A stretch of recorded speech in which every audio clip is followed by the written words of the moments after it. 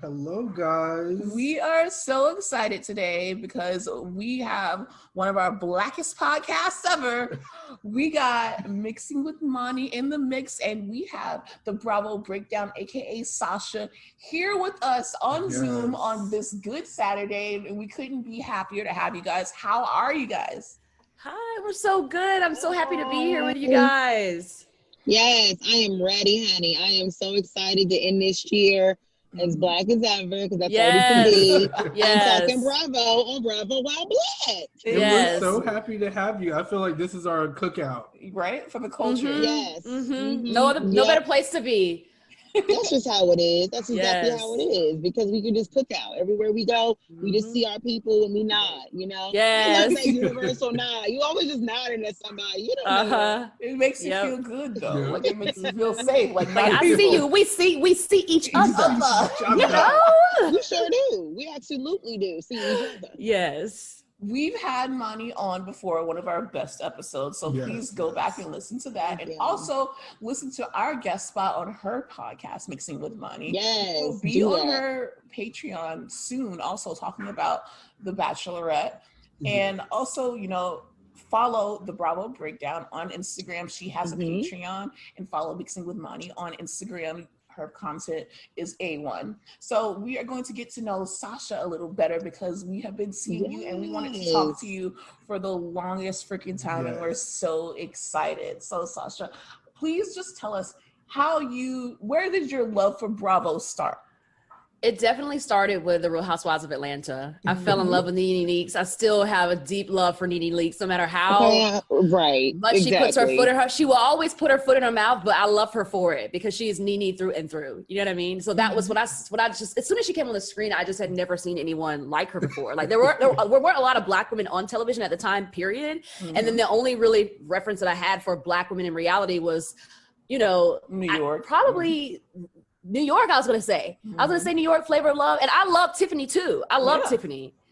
But something about Nene, I was just like, oh, my God, she's amazing. She's fucking amazing. So that was that's what started that journey into the Housewives. And then her relationship with Kim Zolciak was so fascinating to me. I saw a special the other day, like, where were they before the Housewives? And Kim Zolciak was just talking about, like, how she always wanted to be famous, but it literally wouldn't have happened any other way than the Real Housewives. So it's just, I don't know, it's fascinating. But so that was kind of my intro into Bravo. And then I started the Bravo Breakdown, like a lot of us, at the beginning of the quarantine. What month did you start yours? Because I think we came on the scene kind of like, I feel like we did. So I say June. So I had started kind of playing around with it in April, like just like teasing it out, but not being consistent, you know? And then in June, I met Oh No Bravo. And it was just like immediate. Then you know, Oh No Bravo, and then you meet everyone. I was like, and then I met Monty and just all of you. Yeah, I was like, oh my God, where have you been my whole life? Like my life changed. Like literally, once I met Oh No Bravo, it was like my phone was like a whole new world. Like I have all these friends in my phone. So June was when I met everyone, and it was right around the time of, you know, the re-up of the Black Lives Matter movement. So it was like interesting to be in a moment of like celebration for your own growth and your own ability to connect with your peers, but it was sad because we're connecting over something that's so unfortunate for our people, you know? So it was a really interesting time and period in my life. And so now being where I'm at right now, it's just like, it's like the worst year ever, but the best year of my life, because like I'm sitting here talking to you guys. I would have never like, you guys are brilliant Black people. Like you guys are so smart and so funny and so gifted and so talented and like so just amazing. So that was really, that's really what's been like about yourself like that. I know. No, but you guys really inspire me so much because I can't, let me just tell you guys, I'm gonna be really candid. I do a vision board every year, and I've been living in Los Angeles on and off for 10 years. There's not a lot of, Los Angeles is a diverse city, but it's very segregated. So like if you don't live in an area where there's Black people, you don't see Black people at all. You know what I mean? So because I live in an artistic area of Hollywood, I never was around Black people a lot. And I just remember every year on my vision board, I was like, I want Black people around me that are a part of the movement, that are ahead, that are moving for change and like starting something new and being a part of like that new generation that's just so about connecting with one another. You know what I mean? Right. And so it never came, and every year I write it on my board. And this year I'm like, the irony that I'm in my house all day long and I have all these amazing people in my life, all these amazing Black people in my life that I just love and adore so much. So it's just really been a gift. But yeah, so the breakdown itself, how did that start? Like, it's amazing. Yeah. Like, it's not just a recap. Like, I've seen recaps before, but yours is like, you have like the background, you have that lighting value, right? It's like so 10 out of 10 value, and you like styles, right? And then the opinions, and then like the different, your opinions about it, and the different like you do a good job of explaining it different ways and trying to relate it to something else. So for people who don't understand, they can understand, what's going on. So how did that come about? So it came, at the beginning, I was like, I knew that I wanted it to be something on camera because I'm an actor. You guys know I work in TV and film. And I knew that I wanted it to be on camera so that no matter what happened with it, it would still be like of use for me. Like it would at least give me real footage. Like I could literally like use it for an audition. I was like, cool. It felt like it was like really productive for me either way. So it made it where the stakes were like a little bit lower. Like, fuck it. Like I'll do it. And if it's a waste of time, I have this content, So that was kind of like where I was with the visuals. I'm like, I need to make it visual because, with most of my auditions are self-tape. They're all videos. So I was like, this is going to be kind of keeping it in the performance lane. And so that was really what got me into the idea of it. And then as far as the clips, so bringing the clips as far as the editing, that was the part that was like, okay, this is going to be the thing that's going to make or break me, because the editing, I'm not sure you guys can understand, the editing will just make you want to just throw the computer across the screen, especially when you're trying to find the clip and in your mind. You guys know when you're making a meme and you know that the clip you want to find, and you're like, you cannot fucking find it, but you can't move on until you find the fucking clip. It's like before this one, no, but after this, she was wearing this. It's just so much. Exactly. So that's kind of what I wanted, like something where it was like not so much me explaining the scene, but like showing the visual of it and then just giving a take of it. Because I'm kind of because I do a lot of self-tapes, I'm used to having it make it really tight and concise, because you get like 30 seconds really, like if that. Like I've worked in casting as well. Like when someone says an audition and they watch your slate, which is where you just say your name, and they will move on from someone based off of how they say their name. Like it's insane. It's really crazy. Like you have 30 seconds to like book a role basically. So I was like, okay, I want to make it really quick where I get to the point of what I'm saying really quickly, because I just think of it in that way, like that. With casting, it's like, I don't want anyone to move on. I want to try to get as much information out as quickly as possible. So that was kind of where the format was like, okay, I want to keep it under 15 minutes, but give the visuals to make up for the lack of it, the length of it. So that's kind of where I guess, the combination of all those things, like wanted it to be visual, wanted it to be short, and then wanting it to showcase some acting abilities, but still be like, authentically me, but you're also, there's a performance aspect to it. So, so that's what it is. And I just, you guys know how the Instagram thing ebbs and flows. So some months you're like, oh my God, this is amazing. And other months you're like, okay, why am I doing this? Like, so, but honestly, like I never get to the point of getting in that place of resentment because of you guys, because it's like, okay, it doesn't really fucking matter because these people are strangers. Because, you lose followers, you gain followers. People are in your DMs or in your comments, like just trolling you. And then you guys bring me back to what I'm doing it for, which is just like the conversation, the connection with people, and like the community. It's just it's the most amazing thing ever. I think your name is so fitting, the Bravo Breakdown, for your podcast. I want to know, were there any other names that you had in mind when you were creating your podcast? No. I really was the like, alliteration is really good. Like I literally thank you. I feel like I just looked it up on Instagram to see if it was available, and it was available. And I was shocked that it was available, because I thought for sure it would be taken by like Bravo themselves or something, Right. And it wasn't taken. So I was like, okay, I'll just go with that, because it's like easy. And also like I wanted to put my name in it, but I was like, I felt intimidated just going into a space where like no one knew who I was. I was like, okay, if Bravo's on the name, it's like very obvious what you're talking about. And that's another crossroad, which is like with Monty, like she has her name and her brand. So it's like, at what point do you, if you want to branch off and make it like your name is more versus like being so attached to Bravo, then you can do other things. So that's kind of, if I were to say next steps, that would be like, okay, brainstorming, like how do you make this more unique to you, to where they're coming to your page for you. Maybe you're talking Bravo, maybe you're talking other things, but it's tricky. That's what we're going through. It's just like we branded ourselves as Bravo, and like we love that because there's always something to talk about. We are never lacking any content. Thank God for that. But then it's like, we get people who want to know, like Kaya and Aaron. Yeah, I go by both. So so then it's like, where do we put this? You know what I mean? And that's why we made like the Patreon, so we can just be more of ourselves and then talk about other things, and then we still offer the free content, which is the Bravo content. And like I'm so grateful for that and that community and everyone that we met. Just like I always say, like our origin stories are kind of the same. We popped up around the same time. It was a weird thing to kind of navigate, because it's like you want to make jokes and you want to talk about these shows, but then also these protests are happening and our people are suffering, so it's kind of hard.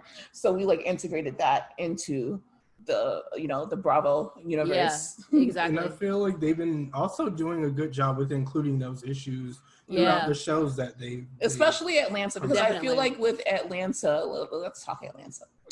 With Atlanta, when they first came back, it was just such a, because we've been watching like Southern Charm and like all these OC. I haven't been watching OC, but OC came back, like other people, and like just it's playing out in real life and everything. But when Atlanta came back, just seeing everything through Black women, like their perspective and what was happening, seeing Portia out there, seeing the video clip of George Floyd in the actual episode, it was just such a different experience, and I think it was so like needed. And I think that even though a lot of people say that the first episode of Atlanta was boring, it's not boring, because this is literally our reality. This is what was going on. We can't just go straight to the drama. We can't go straight to Strippergate. Like, no, these are real issues that we're integrating in the show. And then the second episode is doing a better job of telling the reality story while also giving you everything that the social justice issues with Portia. I really love that. And also, it was a pandemic. What were they supposed to do the very first episode of watch everybody get COVID tested? Like, you're lucky we have any content at all in 2020. Yeah. And they because the Black women absolutely could have said no. Right. They could have been like, we don't want to film, we don't want to risk it, all of that. For safety reasons. Insane. Yeah, it's okay. It was a good start. We're doing our best. Soon, Peaches will get cobbled by a long dong stripper. We just got to hang in there. And we'll see the stripper lick the face shield and everything's going to be okay. And I want to know, how are we feeling about Drew? Aaron loves Drew. I actually just watched the game today. So I completely forgot how much I hate her until LaToya said it. Like, what? I'm mad. And I was like, you know what? I still am mad as well. I actually think I am still mad as well. I think I feel upset. And the only reason that, I hate Ralph. Her husband is trash. But I'm also like, maybe you shouldn't have slept with Derwin. I don't know. Listen, that has nothing to do. No, it doesn't. You're right. You can't help it, though. I get it. Because at that time, her character was like doing way too much. Why would they do that? Why would they give her own name? Like, that makes no sense. That was my first thought. I'm like, why the fuck is she playing herself? It doesn't make any sense. Like, just give her any name. Any name. She's like, I played myself on the game. Why? Yes. I guess she wanted her name to be kind of like memorable. No, don't do that. It's not a good move. You don't play yourself unless you're already a celebrity. You need to be a bigger celebrity. Yeah, she didn't do it right. Yes, bigger celebrity. Yeah. How do you guys feel about LaToya? Because I just feel like, I already said this, but it's just like, I watched her on YouTube, and not to say that YouTubers shouldn't be housewives, but YouTubers shouldn't be housewives. Like, it's just, it doesn't fit. We don't want to say it, but we said it. Yeah, it's like, it's like, okay, like, it's too close to home, you know? It's like, I'm good. I'll watch your YouTube. I don't need to watch your YouTube and watch you on TV. Like, I got enough of LaToya. I feel like if she's there, we can be there. Yeah, that's how I feel, right? I don't want it to give me high hopes. It doesn't need, it's like, yeah, exactly. It needs to feel like it's out of reach. They're over there. Right. They're doing their thing. Not like, oh, this bitch is doing the same shit I'm doing. Because at least Drew's an actress. You know what I mean? Like, what is going on? I just feel and like she's thirsty as hell. Debut episode, even with the ass shaking, I was just like, okay. Yeah. I don't know. I don't really like LaToya. I just feel like she was being like a bully for no reason. Like how she's just coming after Drew. Like, and I get it. She was, you know, I don't like you because of the game, but how she was saying she looked like she had a pet on her head. It's just like, damn. And she's trying to be all up Kenya's ass, which is like, good for, you know. The weird thing is like Kenya is actually liking it too, and Kenya never likes new girls. It's weird. I know. And maybe it's like, okay, good for Kenya. You know, maybe she needs a little buddy. Yeah. I love the little side conversation with She's lonely. She's lonely. Right? I was going to say, she needs a little buddy. Because the thing about Cynthia does flip-flop a lot. So she couldn't really depend on just Cynthia. That's true. Well, Kenya was coming for Cynthia's wine cellar. I would never get over that. So I guess Cynthia was like, fuck that. Enough. But Cynthia's a flip-flopper, like, in general. I feel. She is. She's very weak. She's very, how do I put this correctly? Okay, she's just like not good at friendship. She kind of just drops the ball. Overall, she's like a beta. I feel like she's kind of like Sheena, you know, a friend to everyone is a friend to no one, I feel. I love Sheena. Sheena reminds me a lot of myself. We're both Tauruses too, so we have that energy. I do love Sheena, and like I feel like she's underrated. But then I also, because I'm a Capricorn, I'm very like loyal, and it's like sometimes you got to pick a side. I get that because Tauruses tend to not do that. It's like we don't care, we cool. Yeah, we see everything very like logistically and not emotionally. So when people have emotions, like, so do you want me to fix this or do you not? Like, stop crying. And I can't like. It's never a loyalty thing for me. It's like I could hurt over a friendship, but at any point in time, you can go. Right. So have you guys... I feel like I'm like half and half. I'm a Capricorn, but I can relate to what both of y'all are saying. I'm a Capricorn, like Earth sign. I'm a Leo over here. Oh, he's the only fire sign. Okay. It's like Earth Gang and the fire sign. Have you guys been watching Southern Charm? I have. I just watched the most recent one this morning. It's on my binge list. Everyone told me I'm not missing anything right now. Not at all. Okay, great. You're not. So it's very. Like, you can just no, it's not good. It's my show that I watch when I like might fall asleep. Like I'm already in the bed, you know. I have my iPad. Wow. It's that show. It's a sleep show. I just think that it's it is. And then you wake up and you're like kind of confused. You're like, wait, have I seen that scene? But then you don't care. You just go ahead and finish it. It's like, it's like that. Keep it going. It's one of those. Yeah. I'm happy Shep got a girlfriend. That sounds lovely. I watched the most recent episode, and it's just weird to see that Shep is kind of the fucking hero, and it's like crazy. Weird to see like in real life too that he's he's the richest of them all, old money. And he's not a Trump supporter. He's not a Republican, and he's dragging the girls. But then on the show, and he's like the one on the side of right a lot. Like he tends to be on the side of right. And the thing is, on the show, it's like he was the only one who was taking Corona seriously. Like his girlfriend got mad that he wouldn't get Corona with her, basically. Right. She basically wanted to quarantine with him and give him COVID. Yeah, and she's like, just go through it with me. And he's like, no. And then he went to therapy, and his therapist told him that he was wrong for that. And I'm like, no, you did the right thing. Yeah, you need to fire your therapist. Did do the right thing. Yeah, it was insane. And then I'm so glad that Madison cursed Austin's ass out. I was just living. Yeah, she needs to stop going back and forth with him. I'm over it. Well, he says never are they getting back together. Yeah, he didn't just say it. He sang it. Oh my god! This is with his chest. Him and Kristen Cavallari can both go. Like, they really can. Yeah, and honestly, like Danny can go because bitch, why are you so bothered by Catherine? Literally. Like, because why do you want her as a friend so bad? Danny must have like some kind of like Stockholm syndrome. Like she really wants the girls to love her that don't love her, and I'm like, Danny has always been kind of like a doormat. She's like a wet puppy, like, oh please love me. Oh no, girl. And then Catherine is just like, I don't know, like I did message Catherine's her. not a good friend to anybody. We know she's never been a good friend though. Oh, so from day one. So what makes you special, Dans? I mean, I did like my normal prejudgments of everybody's outfits because Bravo did this weird thing where it was behind like a paywall to see all their reunion outfits early. You had to like sign up for Peacock. And I was like, I just saved y'all a bunch of clicks. Here they are.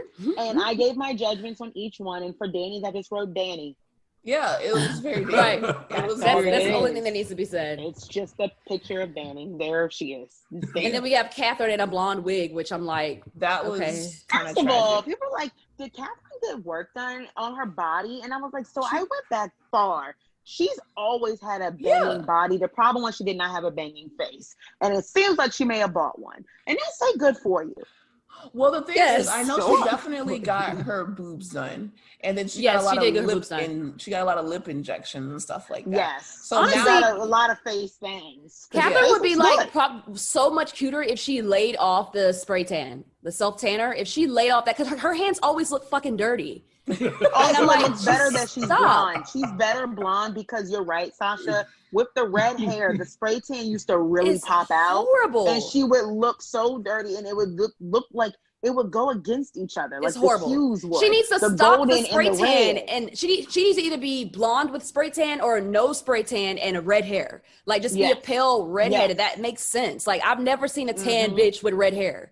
That doesn't really exist. Because it kind of like goes against the grain. Because you would usually associate people who have red hair like with more like freckles and things like that. They're more skinned. Exactly. And it works for them, but then you add a lot of gold glow on it, and I don't know if that the bronzer. It's not cute. No. Oh no.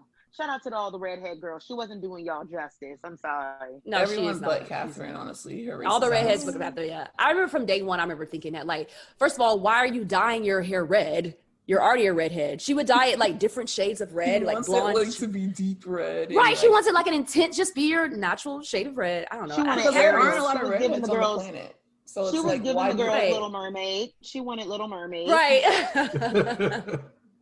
And it wasn't giving that though. It was not. No, it was not. She failed. Yeah, but in conclusion, you're not missing shit on Southern Charm, so we can move on to Real Housewives of Salt Lake I would like City. for it to get canceled, honestly.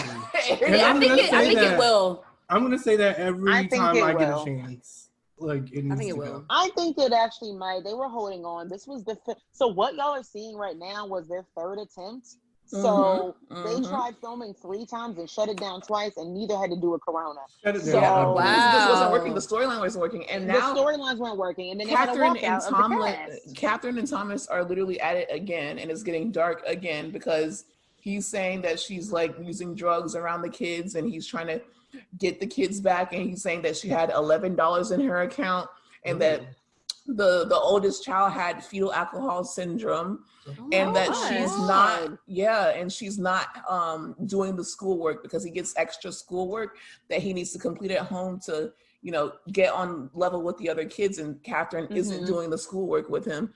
And I'm like, this is just getting a little bit too dark. Like that's a lot. I hate when they attack the parents and the mothering, and I feel like that's just not our place. I don't know why. I don't need to know how you are as a parent. That's not my place to judge. I pushed nobody out, and I did not choose to take care of any babies, so I can't speak to motherhood. So I don't really want to say that, but also, Thomas, you are one to talk. Literally. Okay. Just saying. Okay. It's just like both of them just needs to stop. Like that's it. Yeah. And he needs to stop procreating, recreating, whatever the fuck he's doing. Put it in your pants. Put it in those tidy whities you had on, child. Yes. Yes, please. You know who else needs to stop? You know who else needs to stop? Jen. She needs to sit down. Jen Shah. Did you see the Watch What Happens live? She was a hot mess. Cringy. It was chaotic and cringy. I did not enjoy it. I was like, whenever she would answer a question, she would be like, She did. Let me get my microphone. 10. I was like, girl, you need to take a Xanax. Listen, she's bringing Calm down. It was too much. You can tell that she's playing it up and she's trying hard, and you either love it or it comes off as cringy. And a lot of people are saying, the show, it has its cringy moments, but that Watch What Happens live episode, they're saying that show was really cringy. It was rough. Like uncomfortable. I was watching it like this. I was like, oh my God. And it was all over Andy's face. It was bad. It was awkward. Andy actually said like she did good the last. It was the whole cast. The whole cast. That worked with the whole cast because it was like the whole cast was the first time they're on there. But I guess Jen by herself, child. No, because she is on one. Yeah. But everybody that gets asked about Jen say that that's how she actually is in real life. Yeah, that's just how. I mean, she could have been preparing for this moment her whole life. That's very possible. Some people are ready for it. There are plenty of girls who have been wanting to be housewives. That has been their goal. I can think of a few off the top of my head. And she is going full formula. And I think she does, especially on the show, she does what she thinks works for her. I mean, she's the roller skating with a hula hoop, with a tiara. It's that. Like that was a moment. And then the bathing suit, the bikini, and her tits. And then you're gonna oh my god, her tits. They're gonna keep it. And you want to know something? This is a hot take. Jen thinks that she was always meant to be the star of the show. There's rumors that is because the previous production company, they were going to center her as the queen bee. That was the point. And they weren't even going to have Mary be full-time. And then Shed Media came in and was like, oh no, Mary's life needs to be full-time. That needs to be on camera. Like, she doesn't have to do anything. Jen can't stand her. Mary doesn't have to do anything. She just has when she was doing the party dance, I was like, I live for Mary. I live for Mary. She's like what keeps me coming back. Smoke before Pop Smoke did the Pop Smoke. Yeah, she is so amazing. A wild one. She is what keeps me coming back because I'm like, what is she gonna do next? Right, and it's like I want to hate her, but I can't. I can't. I know they make me want to, but I can't. She kind of gives me almost even like, I've made this comparison before, that she has dimensions to her. So the parts of her that you know you're supposed to dislike, then you see her in another setting and you almost feel bad for her, and then she gives you something else and you're almost like, okay, I think I like her. It's kind of like what Jennifer Aiden always did. Like, she was so annoying with the 16 bathroom that you're like, I'm supposed to hate you. And then you would see her like defend her brother to her mom, and then you're like, oh, you kind of got deaf. And then you would see her with her daughter, and you're like, wow, okay, you're kind of a good mom too. And then you would see her pot stir or something, or not back down. You're like, oh, and you got a backbone. Okay, so there's layers. We like a layer. I'll deal with that. So like, there's parts of Mary that I'm probably like, oh no. But then you almost feel bad for her in a lot of ways, and then you almost kind of stan her in even more ways. So you're just like, okay, girl. And I honestly think a complicated emotion. She causes a lot of complications, and as does Lisa Barlow. But at the same time, I think that the approach Jen should have gone, to me, is more the Lisa approach. Lisa, to me, is a quintessential housewife. She is absolutely everything absurdist that housewives are, but she thinks that she's like containing it for the show. You can tell she thinks she's on her best behavior and she's being super great, and you're not going to be able to think anything of her, but then like, she can't turn off who she is, and who she is ridiculous. So you're just like, I'm sorry, what did you just say? I'm a very big Lisa fan, especially when she said that she took that Rolex and threw it out the car, and he was going to find that Rolex child. I'm like, oh yes, Lisa, come on. When she started to cry because she's too perfect, she was like, my issue is that I work. I don't know why I'm crying. I work so hard. She had the expect so much of myself. Also. Like, hello. And then she's like, I'm going to show my son driving. It's a totally normal day. And then she goes, okay, yeah, you did it. And I bet you she did not think that anyone would think anything of her asking her son to run into the store to get her a 44-ounce Diet Coke with a light on ice with lemon. What gas station do you go to that got lemon wedges? That's what I thought. Not Wawa, child. Fancy. Not Wawa. 7-Eleven, some shit. I guess in Park City. In Park City, Utah, they must have someone from Utah let me know. Do y'all have lemon wedges at your gas station? Immediately, like, please. That was my first thought as well. I was like, wait, what? What? Yeah. I was like, maybe it's one of the gas stations. Those ones that like. The mix. Yeah, that's what I was gonna say. Yeah, that's what I was gonna say. Like, I could take to a Wendy's or something. Lemons at a gas station? Because I don't even trust restaurant lemons. I know, no less gas station. Some of them are nice. Oh, and like I know when you're traveling up north. Okay. Oh, okay. Okay, so what do we think? Did she prepare you for this interview? And he was like, I cannot confirm or deny. And He's so like, funny. He was really like, Lisa is a great boss. I love her being my boss. She's great. You know, Lisa's in the background like, okay, just make sure. Like mouthing it. Like, don't get too much. Did she prepare you for this? And he's like, don't get me in trouble. I like that he's getting a solo confessional, And you know what I'm liking seeing less of? Like, I don't think that Brooks needs a solo confessional. No. I like seeing him. I like seeing him in the show and just in the show. But as far as I find him too wound up. He's a little wound too tight for me. Mm-hmm. And I'm like, son, I don't like him. You are like 20. He's 20. Probably. Literally 20. Like, you're okay. Yeah. I'm like, you're 20 something cute and giving me gay vibes. So why aren't you fun? Have fun. Like, what are you doing? Like, I didn't want to see that woman's vagina. You didn't. Like, you weren't even on that side. Even I know that. Unless you did 14 takes. Like, calm down. That woman's not what's the big deal? Like, calm down. Yeah, he's being such a brat. It's like, you're not even into them. Calm down. I would just be so psyched that my mom's doing this shit. I would be like, let's turn this fuck up. Seriously. You're welcome. You got your clothing line featured on the Real Housewives franchise. Exactly. You got people are buying those tracks. They're buying it. They really are. Bronwyn was just wearing it for the reunion prep. Bronwyn was just wearing it to prep for the OC reunion. Yeah, she was wearing his name. I was like, why? It's literally Gucci with Brooks on it. It like, is. What are you, marked by Marc Jacobs? Writing your name on everything? What do we think? I'm dying to know what we think about Heather and the brother, because I've been waiting to talk about that. Heather got missing, and I heard on Watch What Happens Live that she showed up to breakfast with the guy that she left the party with. And I'm like, go on, Heather.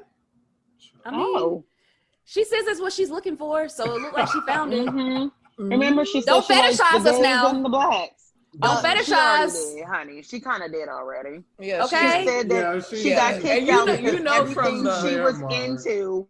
Everything she's into are things that the Mormon Church wasn't into, which was rap music, homosexuals, and black people. She said it in the first episode. I was like, okay. Oh. I'm put you on notice.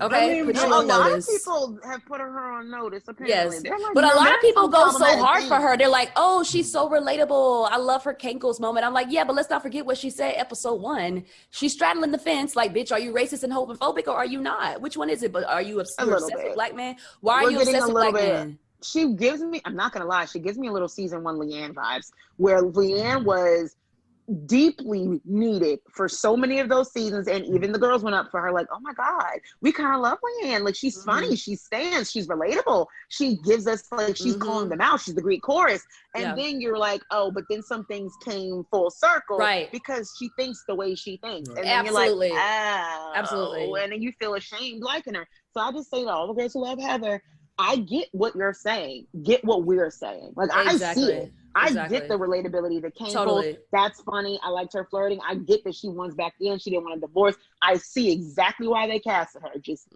keep your eyes peeled, because then y'all gonna be, y'all gonna act shocked when you catch her saying something about why she likes black men.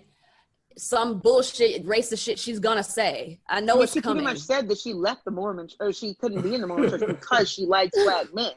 I'm like, huh? To me, that gave me the same dog whistle as Kelly Dodd's TMZ interview of, I don't, you think I like black guys? I don't like black guys. And I'm like, what, hold up. Why do we keep saying there's just like one little entity of a thing? Right, like, it's like ice cream. It's not a flavor of ice cream. Yes. Like, that's not what that is. It's not I made a choice. Exactly. That's exactly it. Because she knows, like, the time that we're going through right now. And I think maybe she's trying way too hard to, like, make that a thing. But I don't think just be herself. Yeah. When she said that she liked Jen because she thought that Jen was black. Right. Okay. I love that. Like, that is that supposed to impress us? Like, oh my god, I'm so impressed. Like, I was just confused for liking black people. Right. I was confused. But then at the same time, it's like, I wanted to be, okay, listen, I wanted to be mad about it, but then I'm like, Mary is also perpetrating that bullshit too, because Mary is very much, sadiddy. And 7-Eleven comment. Yeah, and like Mary has internalized racism and that's what it's she literally. But to me, but it's not to her own doing. It's like survival. I think what'd you say, Money? I said 2 things can be true at once. Heather can absolutely be. I just think the girls will be disappointed. At some point, she's gonna disappoint. And I think that her mouth, it might get her in trouble. And it's different because Mary's is internalized racism. Heather has power. And that's always been the thing. Black people can absolutely be racist too. Hello. Yeah. I have a whole family full of people who don't like each other. There are other people, all the things.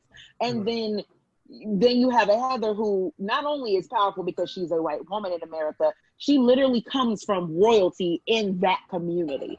And her biggest downfall, to her detriment, was that she likes Black people, rap music, and gay people. That made her a disappointment to them. I'm like, okay. Because she knows how she was bred and raised. And as does Jen. And Jen said the same thing, episode 1, that she was like, oh, come to the Mormon side. And her husband was like, oh, honey, you didn't know? Like us. And she was like, I didn't know. So she dropped it. Heather didn't. She was forced out of it. So that's what we have to remember, that she was forced out of it. It wasn't voluntary. Once back in, immediately.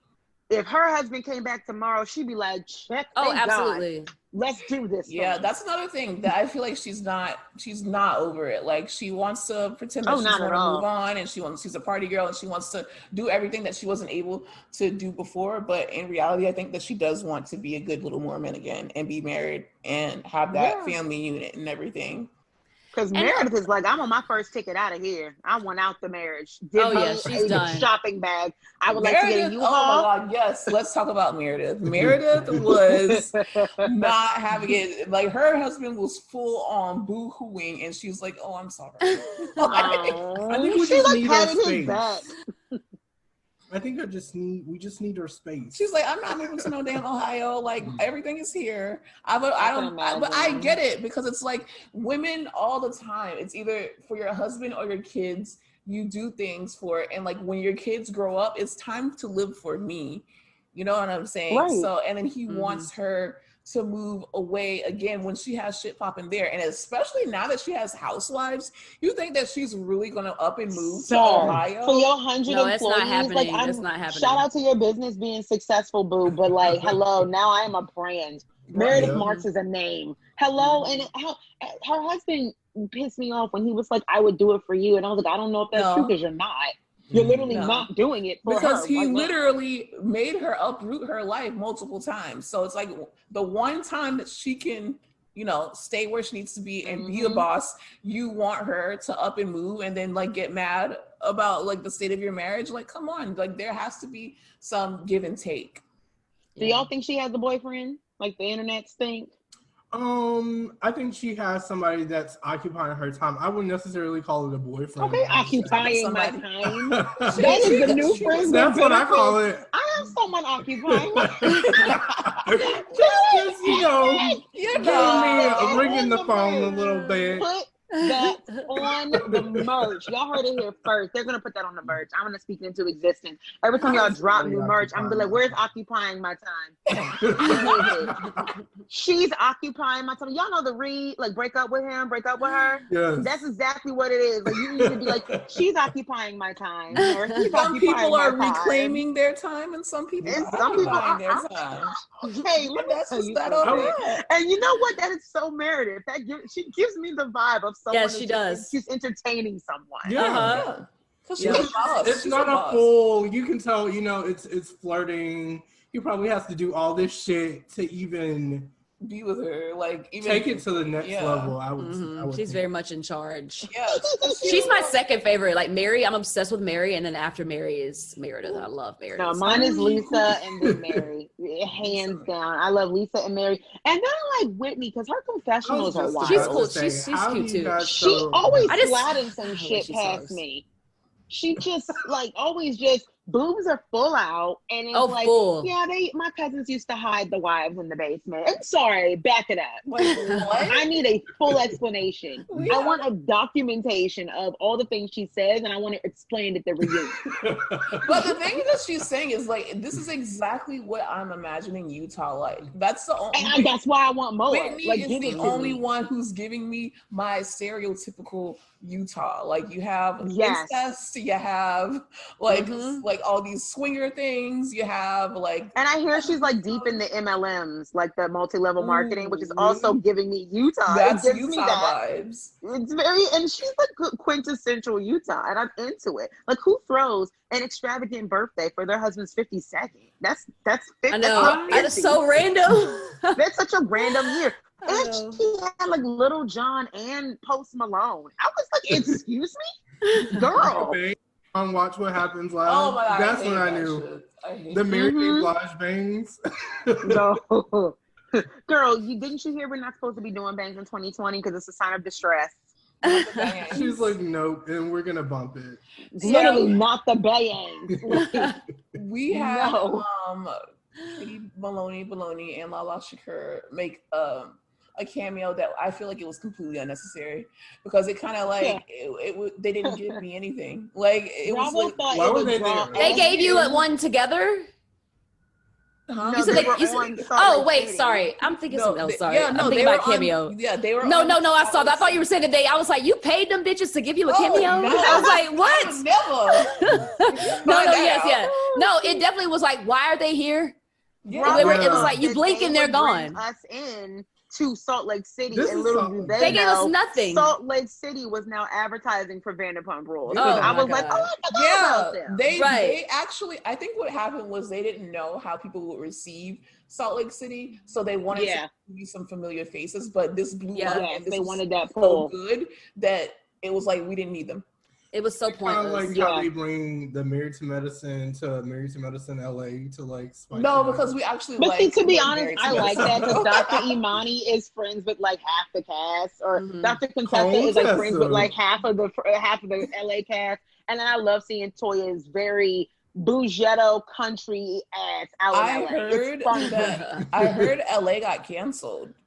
I did too. That's in LA. I think it should. I didn't really enjoy it that much. You did? I liked it, but I think it needed time.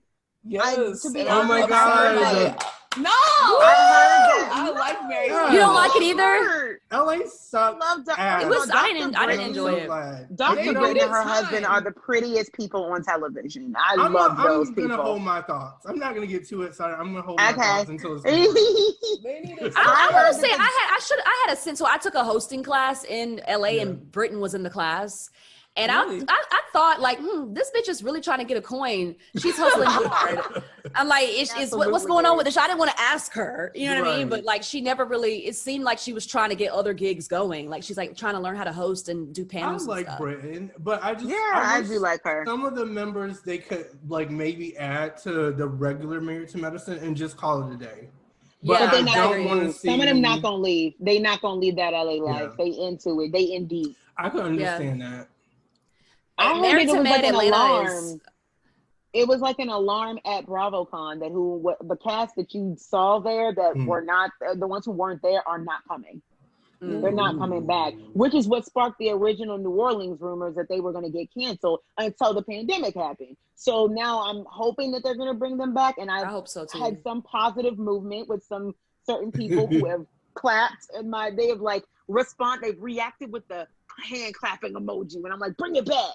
And they're like, I'm like, so is that But so many of us are pushing for it to come back, and it would be stupid of them not to, especially considering the original Southern Charm doing what it do. Like we have literally Kristen Cavallari trying to get on Southern Charm. Goodbye. Let's just bring back. If they just let all of them go, because if they cancel Charleston, they might just be like the franchise is dead. I would hope not. Hopefully, because Savannah been gone, and they never tried to remember Savannah. Savannah can go. I remember they should have gotten in a lot more trouble than they did, and they're lucky they didn't make it to 2020 because we would have read a lot of their asses for sale. Those things were not, some of them things I remember being like, I know I let y'all get away with a lot, but this seemed wrong. This is not good.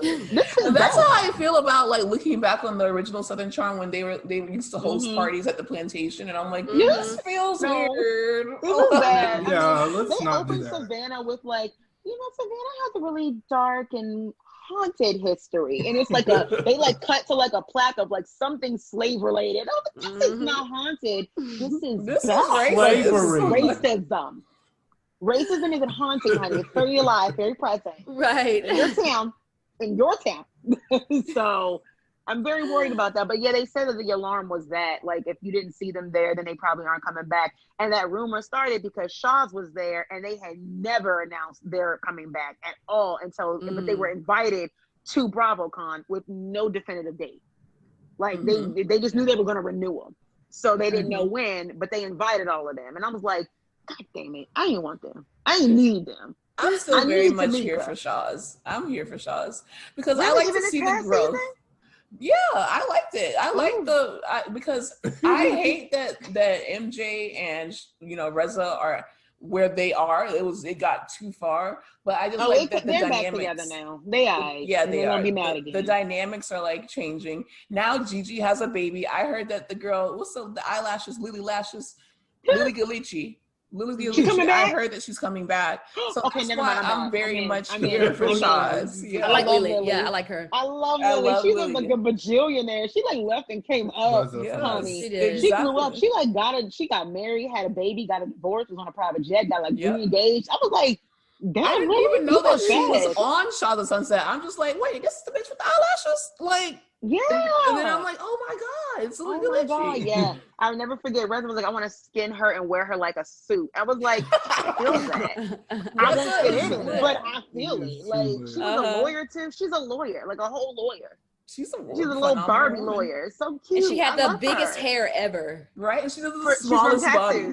I know. Because she's from Texas. And I was like, that girl is a goal. Like, I like her. And I would love her back. So now, okay, fine, I'm in. Yes, so let's bring back Mike can go, but I'm back with it. You've convinced me, Kai. You're an influencer. Bravo, hire her. Listen, she will market for the girls. I trust and believe, and I will meme my life off. Can we take a moment to talk about Miss Erica Jane? What the hell? I would dying to ask you guys. This is going to be this is the last part of the Bravo portion of the podcast. What do we think about Erica Jane and Tom Girardi? Do you think that she was in on it? Do you think that he was cheating recently? When we think about the screenshots, what is your conspiracy theory? What do you think happened? I want to know. I want to know y'all thoughts. Go ahead, Monty. Yeah. You look stressed there. Yeah. Monty has something to say. Yeah, it's boiling up. I have had 3 lawyers contact me. And they are like, oh, honey, I've been deep in the filings and this is bad and she is in it.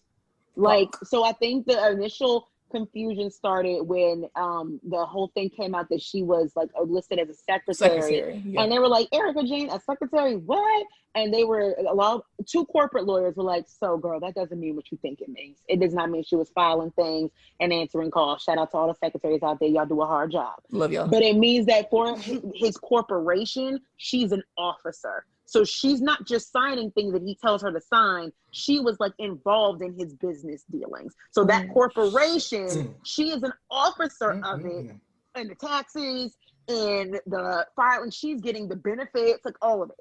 So she's not just signing things at the kitchen table as like a co-owner or like, this is just my LLC. And he was funneling all this money through Erica Girardi LLC, like the EJ or whatever. And I'm like, this is bad. And they're like, oh no, honey, this is bad. They're reading it like this is really, really bad. Okay, so how do you think it is compared to the Teresa and Joe? That's what I was just gonna say. It seems I like think Teresa's just dumb. This is worse. This is I think worse. Erica's she was fully balls deep aware of what it was. And my conspiracy theory is that that's why she used to thank Tom like every single episode, every season. I'm just so grateful for him. Like, he's just so supportive of me and everything, because she was probably just like, I just need a little bit more and it's going to pay off. Like, I'm so close. Like, I'm so there. I just need a little bit of more time. And I think that he was holding off and doing what he could to keep up with the Joneses for her so that she could get that publicity and things like that. But I've had many people tell me that it never took off. I know 3 people personally in my life that went to her shows and was like, it was never sold out. That's why you didn't see it on TV. Like, it was just, it never fully took off the way it should have. And Beverly Hills, the show, didn't help the way it could have with the amount of debt they had already been in at that point. So like Beverly Hills was like her saving grace. Yeah. Ooh. Yeah. But not so they were already in the whole, money. like, so when they started Beverly Hills, they were already broke. Like, they were already just, like, exhausted from trying to fund her career. He said at one point he had between $50 and $80 million. If you don't know the difference between those two because you have that much money and one day you know you have none of it. Oh so if you are comfortably sitting between 50 and 80 million and one day you just know you don't have that, you are broke. And that has nothing. I mean, she was paying the glam squad like $40,000 to $100,000 a year. Yeah, like oh my god. What do you think, Sasha? I think that she was very much involved. Ooh. And I think that the whole thing with the text, I definitely think it was a distraction because you guys saw those texts were like from what? Somebody said they were from 2005 or something, 2011, 2016 was the last time that this like July 6th fell on a and in 2011 also. And then I know I was following Tracy Morrissey and she was talking about the way that, you know, it was a keypad. Yes. Yeah. So it could either be 2011 or 2016. Yeah, and they were saying like July 6th has only happened in 2 different years, one of those, and it's like, but why? Either way, it's irrelevant. Posted that and then deleted that. Like, what did that get her? Because it made me just more suspicious. Yeah, if anything, like she needs to make it seem like her claims of filing for divorce are real. That's just so I used to work. I come from a lot of family attorneys, and that was supposed to be my original career, and I couldn't stomach it. That's basically what happened. But somehow I can stomach Bravo. I don't know. But they need to make it so like you're not wasting the court's time for one, but they need to make it seem like her filing has merit. So like I'm filing for divorce and not because I want to take the money, though that's what he's getting accused for. And now she's being sued for it too. I'm doing it because he upset me and I am hurt. Right. And if you think we believe that at a 40-year age difference, y'all did not have no arrangements. Please, we are not that dumb. I laying in our face. Answer that question when Garcelle was like, "So how's the sex?" And she my was husband like, is 76. It's all right, you know. I know you were getting it elsewhere, and you were letting him get it elsewhere. So please, on that one. So she just wanted us to believe that she had a real reason to divorce this man, and it wasn't to make sure that he could funnel the money to her accounts. Wow, that shit was. I can't. She did this to herself. The judges are on her neck. So, do we think that she's going to prison? That's what I want to know. You think so? Yes. Oh my god! I from the lawyer's standpoint, they're like, I'm even like, yeah, she might go. She might do the time. If Teresa did the time for signing checks and not knowing what she was signing, Erica's gonna do the time for being an officer. I really believe that. She's gonna do. This is the longer scheme. Wow. This is gonna become a trend on the Housewives. Right? I had to cover up. Yeah, it's like, hey, listen. If Aunt Becky goes to jail for 2 weeks for just giving a check, all she did was basically give a check to somebody else for doing the criminal shit. This is gonna become a trend on the Housewives. The great fall of the Housewives. Erica was doing crimes allegedly. What you want? Oh my god. Well, it's just like I like her. I like her, but you know, obviously the whole thing with the meme page definitely rubbed me wrong. Like that was nasty as fuck. Yeah. But I don't want to see her go being so nasty because she's going to jail. Exactly. And she knew that this was about to go down. Maybe she can do some prison Broadway or some shit. But then I feel like, first of all, Roxy Hart did go to jail in Chicago, so she's really embodying. And then I feel like at the same time, as bad as I want to hypothetically feel, I feel like Black people go to jail for less all the time. So it's like I kind of have a hard time feeling bad what for did this. Gammy say to that little girl? You're a millionaire. Okay. Why are you doing this all the time on Red Table Talk? Gammy told that girl, you gonna be all right. Yeah. Okay. She was not having it. She didn't even want her there. She was like, I don't want you here. Erica will have her spot saved, I believe, full stop, the way Teresa did. I think they will stop a season just like they did for Teresa. They will wait just like they did for Teresa, and they will have her right on back, and she will hold that middle diamond with the promise that she actually talks about her experience. I think she will. I think I actually can see Erica in jail. Like her personality. But you can not you can see her in jail. Legit. Look, she has like a gutter bitch personality. She's like, I'm from Georgia. I'm from the South. we do this, and it's like, yeah, obviously she looks pretty, she's styled nicely, she wants to be an actress, but I can see her as running the fucking block. Like, but do you see them I can see her like stopping the show for her? Not stopping the show. They're the show that part I don't on. see, but I don't see them pausing it. I don't see them pausing. I think they will continue to bring her back. They don't know what to do without solid drama. I don't think they even wanted her on this season. I think they really did want Kathy. She didn't. And I think they were going to demote her. There was so many rumors that she was going to get demoted. And I think they were going to. And Kathy didn't come through. And the person that I know for a fact they were definitely trying to get, who would have been a much better get, didn't come through. And then Jana Kramer went on the internet talking about, like, oh, yeah, they're in talks with me. I'm like, if you're going to Tennessee for Beverly Hills, you have nothing. But a housewife going to jail for embezzlement, you have something. Embezzled. And unless Kyle's ready to talk about this husband of hers, I think they're going to wait for EJ to get out the clink. Oh, absolutely. Wow. And you know what? Best of luck to her. But but she'll be okay in jail. Yeah, we can see her. And then life will go on. She'll get out of jail, get back on the show. And like, Teresa going to jail seems like it was like old news. Like nobody talks about that shit. They talk about the shit she's doing now. It keeps going. Yeah. You know, you just want to know about her new boyfriend. And like that's literally it. That's it. Yeah, we're moving on to new stuff. Moment with Andy asking Erica, like he did Teresa, like, are you gonna vote for Trump? And she goes, absolutely. And then he goes, can you vote? She goes, oh wait, I don't know. Can I? Let's do her publicist. And the publicist says no. She goes, oh, I guess I can't. And I was like, Andy set you up. This is how you went to jail. Yeah. This is how you went to jail. Yep. And dumb as hell. She's not smart at all, Teresa. But Erica's smarter than Teresa, so that's why I'm like surprised that she got herself. That's And your son is the motherfucking police, and you out here. Oh my God, I know. Ooh, imagine if her son has to arrest her. Wouldn't that be something? Oh, embezzle. Maybe she shouldn't have embezzled. We talking about embezzle. We're gonna wrap up the Bravo podcast, but I'm gonna leave you guys with this question: if you had to have a cellmate in jail, what housewife would you pick? Of all of them? Yeah, out of any. Oh, Portia. I was rolling up to the Kentucky jail, and I saw Portia in there. Oh, that's a good choice.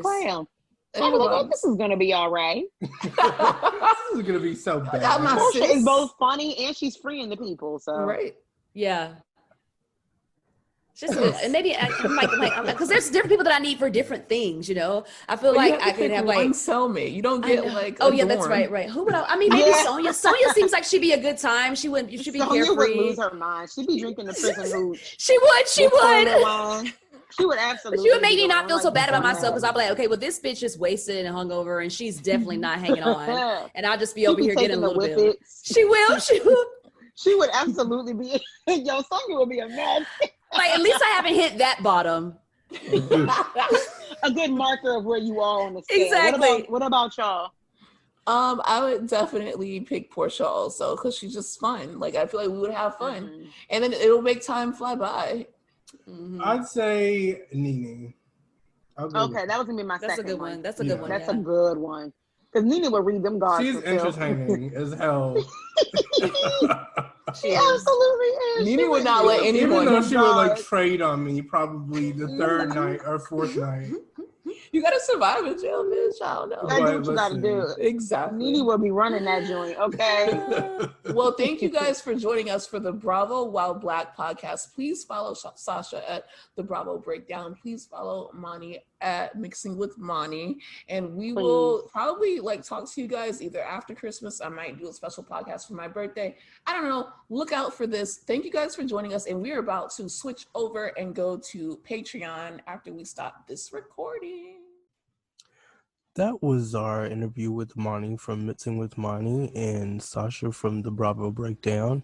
We had so much fun, and we want to show you guys our appreciation by giving you an exclusive 2-minute clip of our interview with Ashley Darby from Housewives of Potomac. We hope you guys enjoy. Honestly, I probably would have stuck to hospitality, and I probably would have been more involved in my restaurant and probably would have expanded and had more restaurants. But ultimately, I